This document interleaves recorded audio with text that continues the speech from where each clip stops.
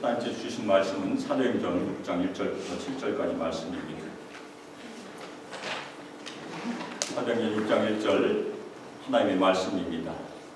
그때 제자가 더 많아졌는데 헬라파 유대인들이 자기의 과부들이 매일의 구제에 빠짐으로 히브리파 사람을 원망하니 12 사도가 모든 제자를 불러 이르되 우리가 하나님의 말씀을 제출하고 접대를 일삼는 것이 마땅하지 않느냐. 형제들아, 너희 가운데서 성령과 지혜가 충만하여 칭찬받는 사람 7을 택하라. 우리가 그 일을 그들에게 맡기고 우리는 오로지 여호와의 말씀사에게 인식하니 온 무리가 이 말을 기뻐하여 믿음과 성령이 충만한 사람 스데반과 또 빌립과 프로고르와 니가노르와 디몬과 바네마와 유대교에 입교했던 안디옥 사람 니골라를 택하여 사도들 앞에 세우니 사도들이 기도하고 그들에게 안수하니라. 하나님의 말씀이 점점 왕성하여 예루살렘에 있는 제자의 수가 더 심히 많아지고 허다한 제사장의 무리도 이도에 복종하니라. 아멘. 이 시간 성령과 지혜가 충만하여 칭찬을 받는 사람, Man of good reputation, full of wisdom 이라는 설교 제목으로 주님의 말씀을 증거하도록 하겠습니다. 사도행전 6장에 보면 우리가 오늘 읽은 6장 1절에 보면 예루살렘 교회가 열심히 성장을 했지만 그 가운데 문제가 생겼어요. 저희가 사도행전에 보면 외부적인 공격과 내부적인 공격이 있지만 그 중에 내부적인 문제 때문에 생긴 갈등이 있었습니다. 그래서 그 갈등을 해결하기 위해서 사도들은 어떻게 결정했습니까? 일꾼을 뽑기로 결정을 했습니다.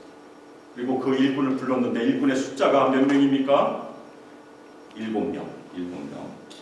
교회는 섬김의 손길이 더 필요했기 때문에 7명을 불렀어요. 하나님께서는 그 간절함에 응답을 하셨습니다.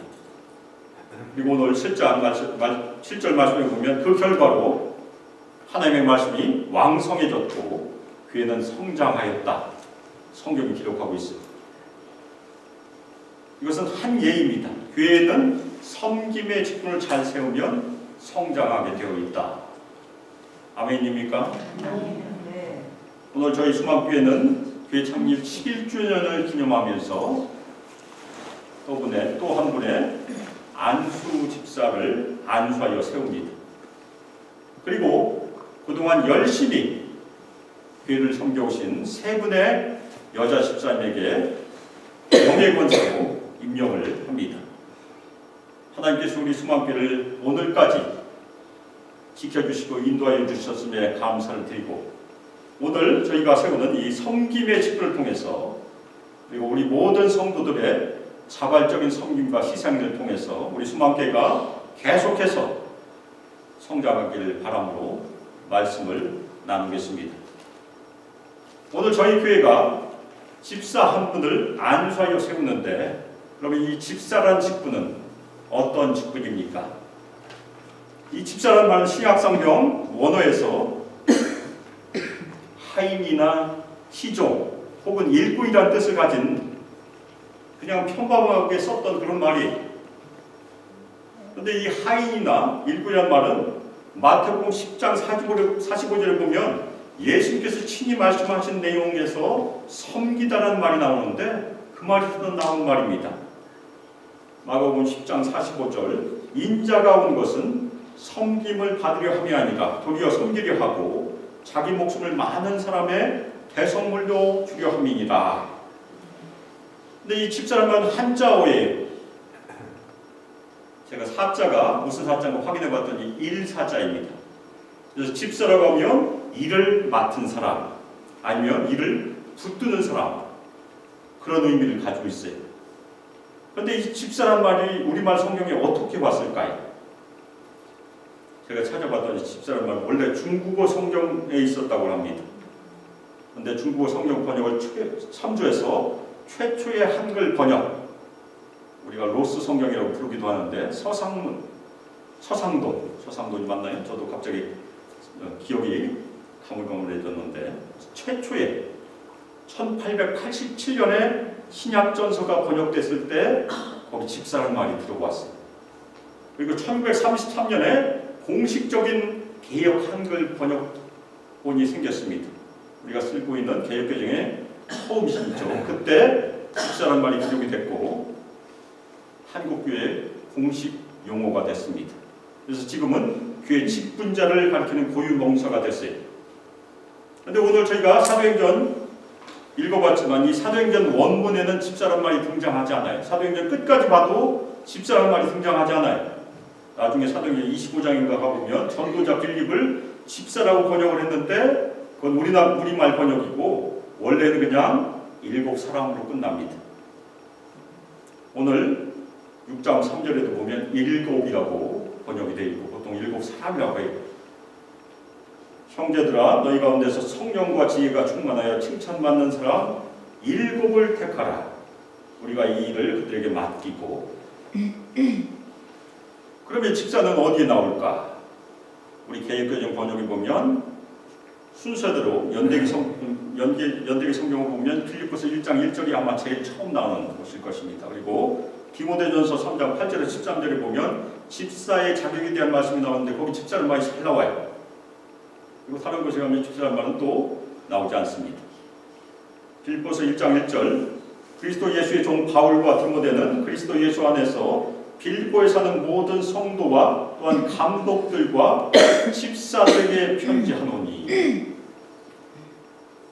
따라서 오늘 저희가 읽었던 이 사도행전 6장의 말씀은 이 7사람이 초대교회 집사의 전형, 원형, 본복이라고 저희가 이해할 수 있어요. 그러면 하나님께서 부르시는 교회를 섬기는 이 집사는 어떠한 자질을 가지고 있는가? 오늘 말씀 3절을 통해서 3가지로 저희가 살펴보겠습니다. 첫 번째, 저희가 3절에 보면 교회를 섬기는 집사는 먼저 칭찬을 받는 사람이다. 그렇게 기록하고 있어요. 이 칭찬을 받는다는 것은 좋은 평판을 가지고 있다는 얘기입니다. 이 칭찬과 좋은 평판은 외적인 인정보다 내면적인 일관성의 열매예요.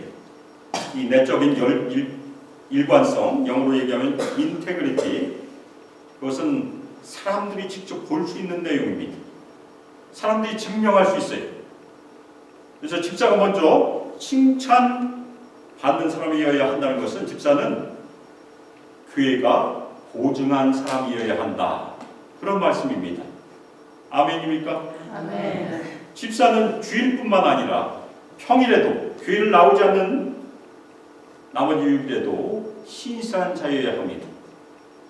그리고 사람들이 눈앞에 있을 때뿐만 아니라 아무도 없을 때 그때도 동일하게 신실한 사람이어야 합니다.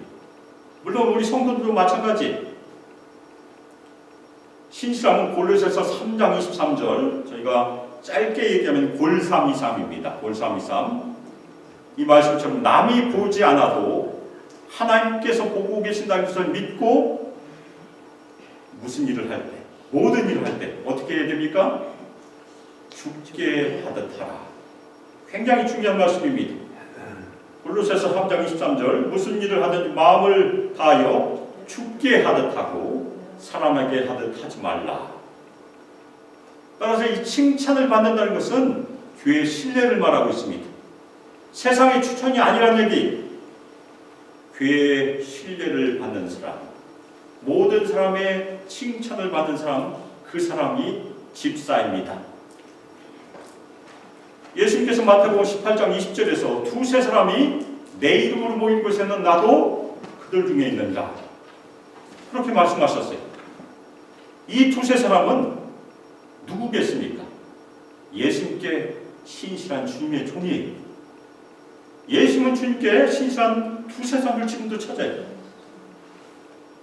두세 사람이 교회에 있으면 교회는 소망이 있다는 얘기입니다. 아멘입니까? 네.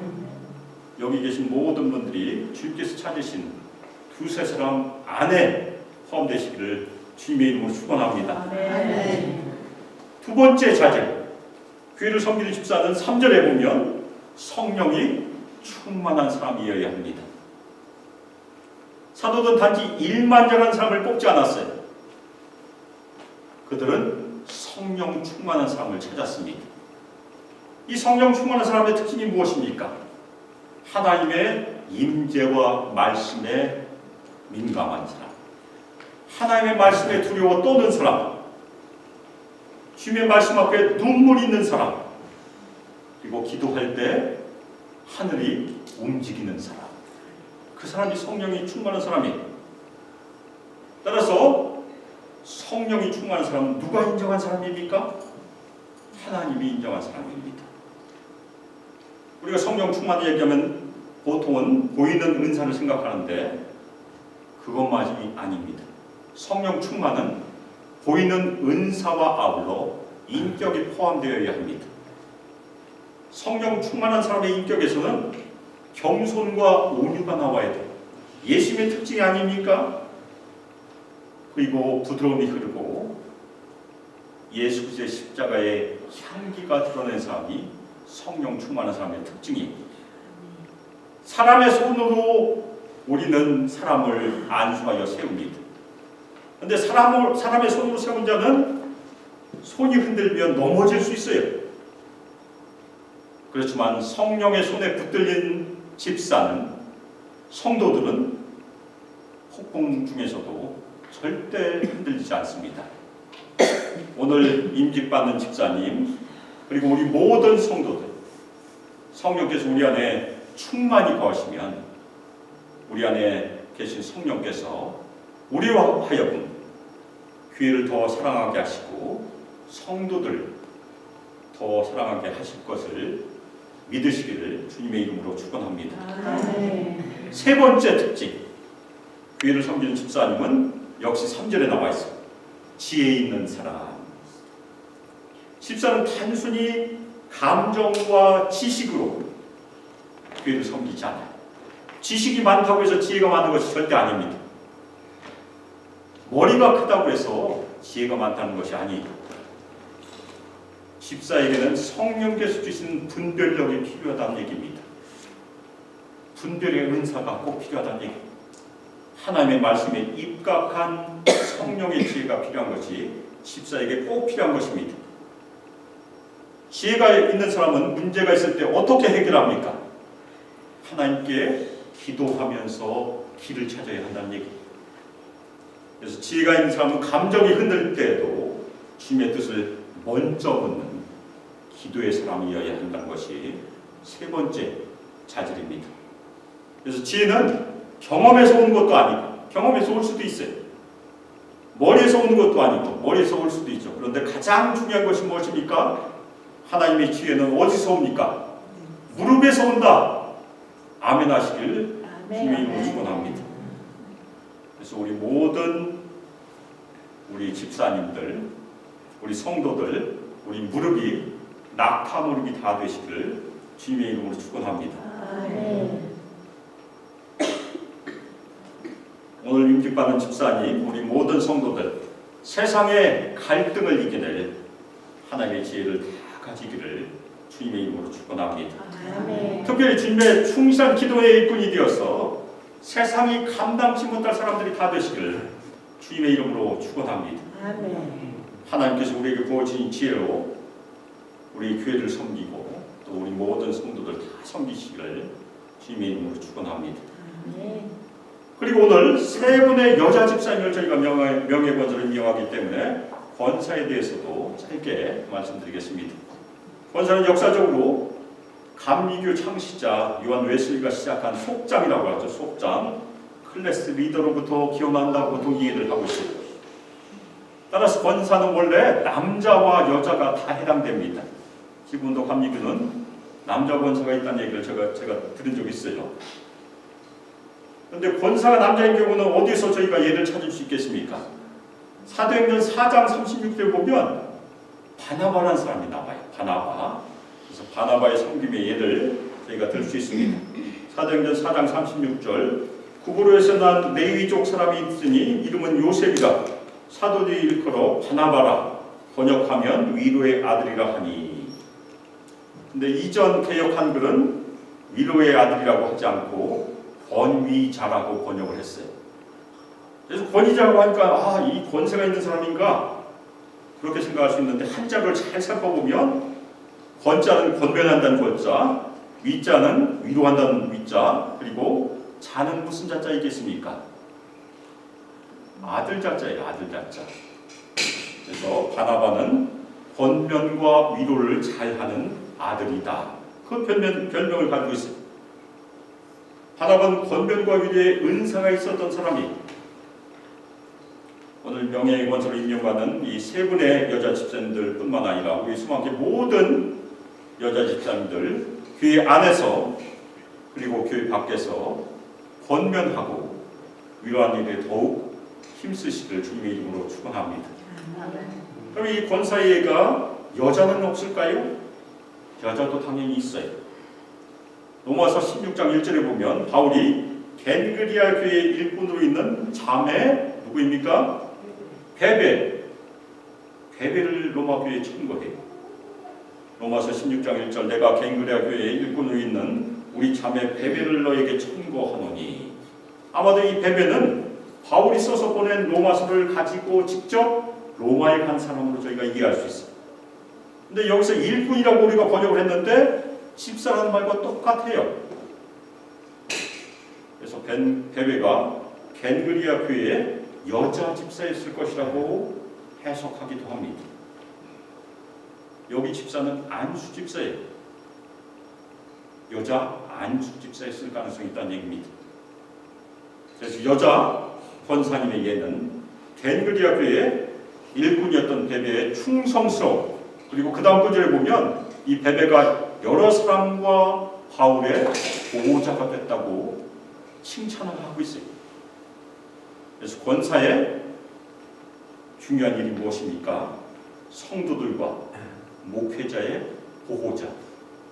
우리 세 분 아멘 하시길 바랍니다.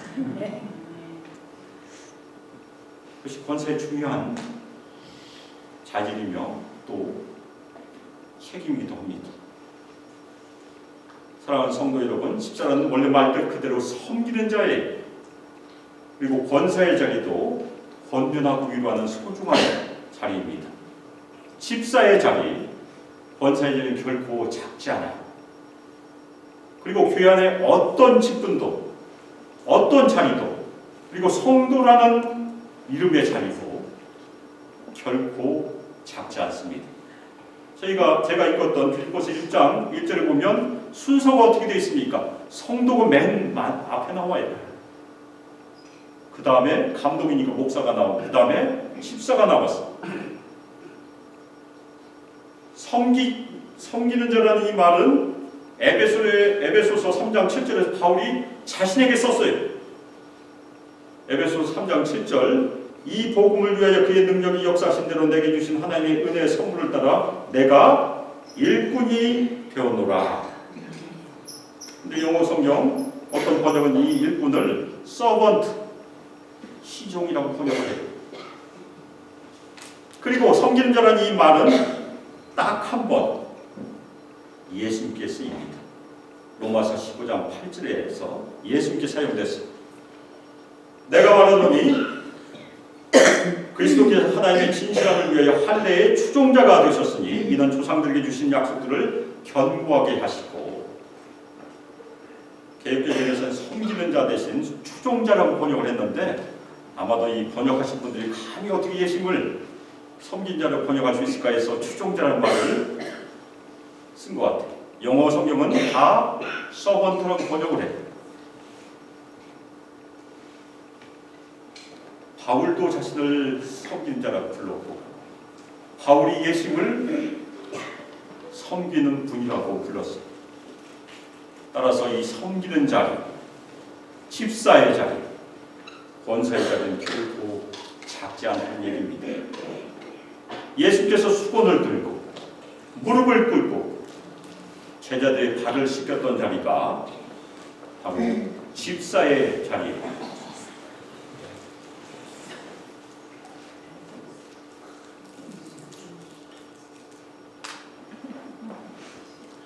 제 주머니에도 포크 캔디가 있는데 늘 비상용으로 가지고 다닙니다. 예수님께서 섬기셨던 그 자리가 집사의 자리고 그 안에서 섬기는 모든 성도의 자리임을 믿으시기를 주님의 이름으로 축원합니다. 오늘 임직받는 집사님, 임명받은 권사님들, 그리고 우리 모든 성도들, 우리 모두의 자리는 다스리는 자리가 아니고 섬기는 자리, 희생의 자리임을 마음에 꼭 새기시기를 주님의 이름으로 축원합니다. 하나님께서 우리 임직받는 집사님, 그리고 임명받은 권사님들, 우리 수많게 모든 성도들, 그리고 이 자리에 참여하신 우리 모든 주님의 자녀들에게 크신 은총을 베풀어 주시고 우리 모든 성도들의 섬김의 손, 희생의 손길을 통해서 우리 수많게가 계속해서 성장하기를 주 예수 그리스도의 이름으로 축복하며 기도합니다. 아멘. 이제는 주 예수 그리스도의 은혜가 하나님의 사랑, 성령 하나님의 교통 교제하심과 우리에게 권능을 부어주시고 충만히 마시고 우리 모든 성도들을 인도하시고 이 땅에서 예수 그리스도를 늘 신실하게 믿어 예수님께 엎드려 순종, 주님께서 자신의 생명을 들여서 우리를 섬기신 것처럼 이 땅에서 예수님의 발자취를 따라 섬기는 자로서 끝까지 주님께 충성을 다하기를 소망하며 결단하는 수많게 모든 성도들 위해 주님의 사랑하는 백성들 위해 함께하기를 주 예수 그리스도의 이름으로 축복하며 기도합니다. 아멘.